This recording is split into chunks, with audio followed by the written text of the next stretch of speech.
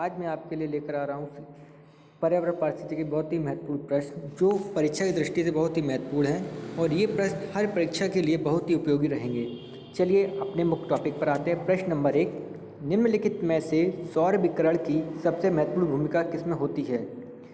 Carbon चक्र में, जल चक्र में, हाइड्रोजन चक्र में, नाइट्रोजन चक्र में। आपका आंसर के आंसर मैं 20 सेकंड तक करूँगा, फिर मैं आपको खुद स्वतः ही आंसर बताता हूँ इसका। ये प्रश्न बहुत ही अच्छे हैं। चलिए इसका आप आंसर बताएं, इसका आंसर क्या होगा। चलिए मैं आपका कमेंट देखता हूँ, फिर आपको ही बताता हूँ इसका आंसर। इसका answer option number be the correct answer होगा, जल चक्र से। जो सौर विकिरण का सबसे महत्वपूर्ण भूमिका किसमें? जल चक्र। बिना जल चक्र के कुछ नहीं होगा, इसीलिए जल को जीवन ही बोला जाता है। तो इसका आंसर क्या होगा? ऑप्शन नंबर बी, जल चक्र से। प्रश्न नंबर 2 पर आते हैं।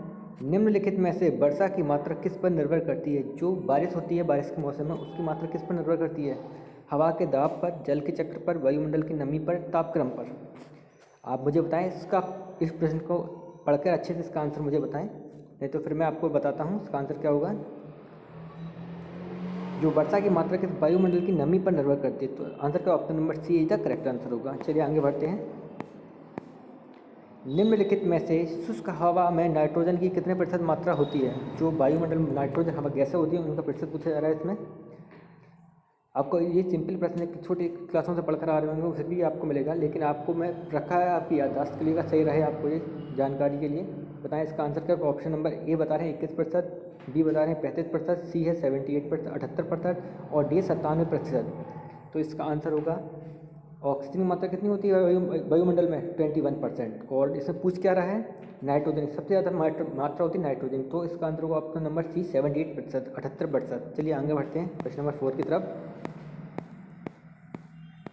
निम्नलिखित में से कौन सी गैस वायु में नहीं पाई जाती है? जो वायुमंडलीय अभाव है उसमें कौन कौन सी गैसें पाई जाती हैं, कौन कौन सी गैसें नहीं पाई जाती हैं, ये आपको मालूम होना चाहिए। इसमें पूछा गया जो नहीं पाई जाती है वो इंपॉर्टेंट पाई जाती है वो सारी आपको पता होंगी, जो नहीं पाई जाती वो क्वेश्चन पूछा गया है। तो प्रश्न नंबर ऑप्शन पढ़ते हैं। ए में दिया जा रहा है हीलियम, बी में दिया है आर्गन, सी में रेडान और डी में नियॉन। तो इसका आंसर आप मुझे बताएं पढ़ करके अच्छे से आराम से। मैं 20 सेकंड तक आपके आंसर का इंतजार करता हूँ, फिर मैं स्वतः ही आपको आंसर बताता हूँ। चलिए इसका आंसर होगा ऑप्शन नंबर सी, रेडान। चलिए आगे बढ़ते हैं। प्रश्न नंबर 5, निम्नलिखित में से कौन सी गैस वातावरण में सर्वाधिक मात्रा में पाई जाती है? अभी मैंने आपको पढ़ाया था, पहले क्वेश्चन था उसमें सारी चीज़ें बताई थी, 2 क्वेश्चन घूम के आ गया है। तो इसमें ऑक्सीजन की मात्रा कितनी परसेंट होती है हमारे वातावरण में? 21%, नाइट्रोजन 78% और सारी गैसें थोड़ी थोड़ी होती हैं। तो इसमें आंसर क्या होगा? सबसे वातावरण सर्वाधिक मात्रा में कौन सी गैस? Nitrogen. Option number C is the correct answer. Question number 6 पर आते हैं। निम्नलिखित में से हवा में कौन सी गैस सर्वाधिक मात्रा में पाई जाती है? जो वायु होती है, वायु में कौन सी गैस सर्वाधिक? देखिए फिर से वही घुमा के प्रश्न को हर बार घुमा रहे हैं। तो क्या इसमें आंसर होगा? Nitrogen. Option number D is the correct answer. हम ज़्यादा ऑप्शन नहीं पढ़ूंगा, सारे ऑप्शन पता ही है, प्रश्न को घुमा घुमा के रखा जा रहा है, तो जैसे मैंने ऑप्शन नहीं पढ़े हैं आपको डायरेक्ट आंसर बता रहा हूँ, nitrogen. Option number D is the correct answer. निम्नलिखित में से पृथ्वी के चारों ओर पाई जाने वाली गैसों के समूह को क्या कहते हैं? जो पृथ्वी के जिसका निर्माण होता है, जिसके जरिए से जल वायुमंडल, उसको क्या कहते हैं? जलमंडल, भूमंडल, वायुमंडल। पृथ्वी की चारों ओर पाई जाने वाली गैसों को समूह को क्या कहते हैं? वायुमंडल। बिना वायुमंडल के हमारे पृथ्वी पर जीवन संभव नहीं हो सकता। तो इसका आंसर क्या होगा? वायुमंडल। सी इज द करेक्ट आंसर। चलिए नेक्स्ट प्रश्न पर आते हैं। प्रश्न नंबर 8, निम्नलिखित में से पर्यावरण के मानवीय क्रियाकलापों में से होने वाली विपरीत परिवर्तनों को किस नाम से जाना जाता है? पर्यावरण अपकर्षण, पर्यावरण अपचय, पर्यावरण उपकर्ष, इनमें से कुछ नहीं। देखिए सारी चीज़ें मैंने आपके लिए इस प्रश्न में रख दी, 1 से 2-3 चीज़ घुमा घुमा के पूछी जा सकती हैं एग्जाम में। इसमें पूछा क्रियाकलापों से होने वाली विपरीत परिवर्तन को किस नाम से जाना जाता है? तो क्या होगा इसका आंसर? ऑप्शन नंबर ए, पर्यावरण अपकर्षण। और किस नाम से नहीं जाना जाता? तो पर्यावरण अपचय होता है। ठीक है, 1 से 2 प्रश्न बनेंगे, एक प्रश्न के आपके 3-3, 4-4 आंसर प्रश्न बना के देता हूँ मैं आपको। ठीक है, चलिए नेक्स्ट प्रश्न पर आता हूँ। प्रश्न नंबर 9, निम्नलिखित में से धारणीय कृषि का संबंध किससे है? अब देखिए कृषि पूछ दी जा रही है, पर्यावरण से रिलेटेड है सारे क्वेश्चन।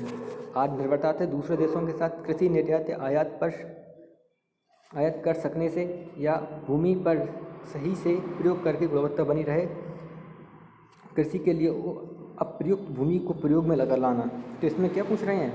धारणीय कृषि जो जो किसान लोग कृषि करते हैं वो किस धारणा से करते हैं? आत्मनिर्भरता से खुद ही अपना भरण पोषण करें? नहीं, दूसरों के भरण पोषण के लिए भी करते हैं। दूसरे देशों के साथ कृषि निर्यात और आयात कर सकते, हो सकता है, ये हो सकता है, लेकिन भूमि का सही से प्रयोग करके उसकी गुणवत्ता बनी रहे। अगर कृषि नहीं करेंगे तो मिट्टी जम जाएगी, वो करना होता तो इसके लिए करते हैं, भूमि का सही प्रयोग करके उसकी गुणवत्ता में निरंतरता बनी रहे, इसके लिए। Option number C is the correct answer. चलिए नेक्स्ट प्रश्न पर आते हैं। प्रश्न नंबर 10, निम्नलिखित में से प्रथम पृथ्वी शिखर सम्मेलन का आयोजन कहाँ किया गया था? ये प्रश्न बहुत ही इंपॉर्टेंट है। परीक्षा हर एक जगह पे प्रश्न पूछा जाएगा, पृथ्वी सम्मेलन दिवस कब मनाया, इसकी शुरुआत क्यों की गई थी, चलेंगे, है ना? तो इसका ऑप्शन पढ़ते हैं। Option number A Washington, Buenos Aires, Geneva, और डी है रियो डी जेनेरियो। तो इसका आंसर जहाँ तक सभी लोगों को ही पता होगा, option number D is the correct answer. चलिए नेक्स्ट क्वेश्चन पर आते हैं हम। प्रश्न नंबर 11, निम्नलिखित में से राष्ट्रीय पर्यावरण अभियांत्रिकी शोध संस्थान कहाँ पर स्थित है, जो भारत के अंदर है? राष्ट्रीय शोध पर्यावरण अभियांत्रिकी शोध संस्थान नेरी, बेंगलोर, हैदराबाद, नागपुर, नई दिल्ली। तो इसका आंसर क्या होगा? Nagpur. Option number C is the correct answer. चलिए प्रश्न नंबर 12 पर आते हैं। निम्नलिखित में से विश्व मौसम विज्ञान संगठन का मुख्यालय, इसकी स्थापना पूछ सकते हैं, इसकी स्थापना कब हुई, इसके वर्तमान अध्यक्ष कौन है, ये सारी डिटेल मैं आपको बताता रहूँगा नेक्स्ट स्टेप बाय स्टेप से। तो इसमें क्या हुआ, निम्नलिखित विश्व मौसम विज्ञान संगठन का मुख्यालय कहाँ पर स्थित है? जिनेवा, रोम, इंग्लैंड या वाशिंगटन? इसका आंसर क्या होना चाहिए? ऐसे अधिकांश जो भी मुख्यालय हैं, विश्व मुख्यालय सब जिनेवा में है। तो इसका आंसर क्या होगा? Option number A is the correct answer, Geneva. निम्नलिखित में से संयुक्त राष्ट्र पर्यावरण कार्यक्रम का मुख्यालय कहाँ पर स्थित है? संयुक्त राष्ट्र पर्यावरण कार्यक्रम का मुख्यालय, अभी मैंने आपको बताया अधिकांश जिनेवा में ही है, लेकिन इसका आंसर जिनेवा नहीं होगा। जिनेवा, ऑप्शन पढ़ लेते हैं, जिनेवा, काठमांडू, नैरोबी, वाशिंगटन। तो इसका आंसर होगा ऑप्शन नंबर सी, नैरोबी। प्रश्न नंबर 14 पर आते हैं। निम्नलिखित में से ग्रीस पीस इंटरनेशनल का मुख्यालय कहाँ है? देखिए अंतर्राष्ट्रीय मुख्यालय भी पूछे जा रहे हैं आपसे इस श्रृंखला में। इसका मुख्यालय क्या होगा? New York, Amsterdam, Ottawa, Kathmandu. तो इसका आप आंसर मुझे बताएं। इसका आंसर होगा ऑप्शन नंबर बी, एडमस्टर्ड। ठीक है, चलिए नेक्स्ट प्रश्न पर आते हैं। प्रश्न नंबर 15, निम्नलिखित में से किस वर्ष पर्यावरण संरक्षण अधिनियम पारित हुआ था?